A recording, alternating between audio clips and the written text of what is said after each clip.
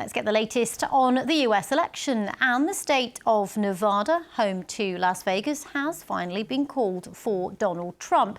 It leaves just Arizona to now be called. It takes Donald Trump's electoral college tally to more than 300.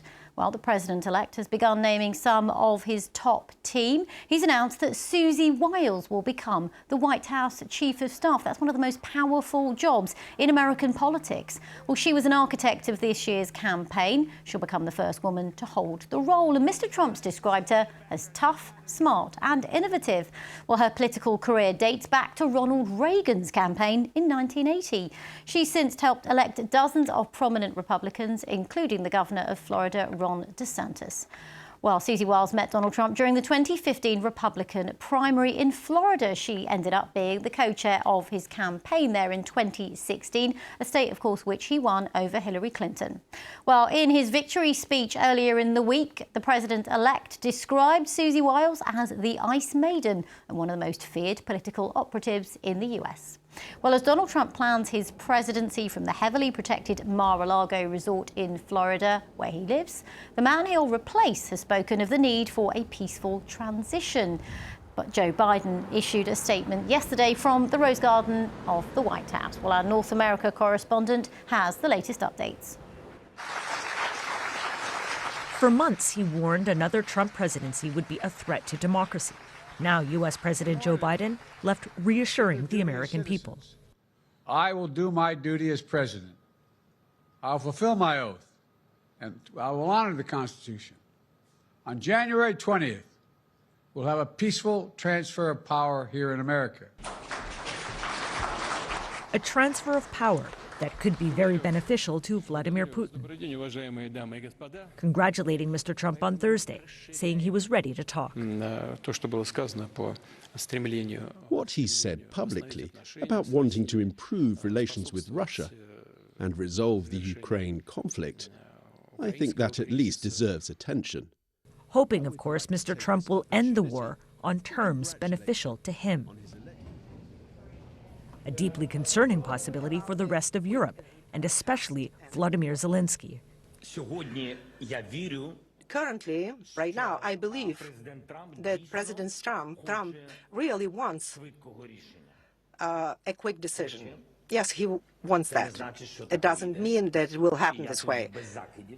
And, you know, I am stating the fact that we are where we are. We are in war against Russians, and it's a fact, and it's the most complicated enemy.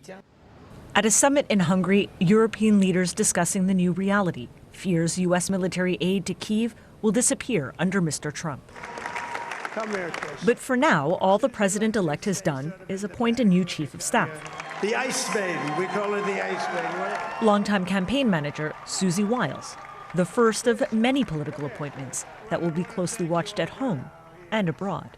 Samir Hussein, BBC News, Washington. So who else could be in Donald Trump's new cabinet? Well, the world's richest man and a prominent anti-vaxxer are both in the frame. Tom Bateman has more. Donald Trump is surrounded by the wealthy, powerful and politically influential. Now they're vying for jobs in his top team, some established, others unconventional and controversial. Elon Musk, the owner of X, SpaceX and Tesla, and the richest man in the world, is tipped for an official position. Let me tell you, we have a new star. A star is born, Elon. We have liftoff. The elevation of Musk, whose rockets are used by NASA, would give him extraordinary levels of power at the heart of government and business. He wants to oversee what he calls government waste. Take over, Elon, yes! Critics think that could lead to sacking large numbers of federal workers. Let that sink in, he said, when Trump won. Roles are also possible for members of Donald Trump's family, building on this American dynasty in the White House. There's room for you in this party and in this movement. Donald Jr., the eldest son of the president-elect, is the self-appointed heir of his MAGA movement. A constant feature on the campaign trail, he's tipped for an inner circle role.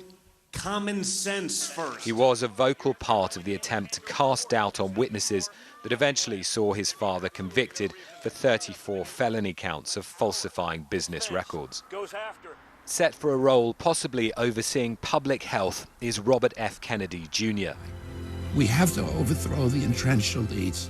RFK Jr., the nephew of President John F. Kennedy, is a vocal skeptic of vaccines, spreading baseless and discredited theories about them. We need to fight as Americans. Doctors have warned an official role for him would endanger public health. Donald Trump's second-term appointments look set to be defined by disruption and unorthodoxy. His critics say he's trying to get rid of any guardrails around his presidency, and those working in the current political status quo are bracing themselves. Tom Bateman, BBC News, Philadelphia.